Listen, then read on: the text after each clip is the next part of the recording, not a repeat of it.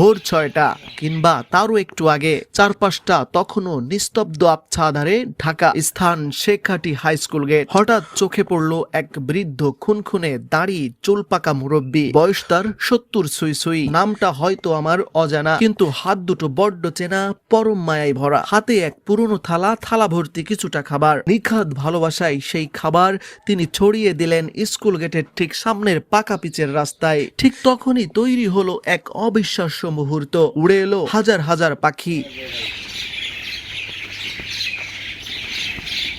কোনো দ্বিধা ছাড়া, কোনো ভয় ছাড়া বৃদ্ধের ছড়িয়ে দেওয়া সেই খাবার পরম আনন্দে খেতে শুরু করলো তারা। বুক ভরা কৌতূহল নিয়ে পাশে দাঁড়ানো লোকটার কাছে জানতে চাইলাম আমি, তিনি কি প্রতিদিনই এভাবে এদের আগলে রাখেন? প্রতিদিনই খাবার দেন?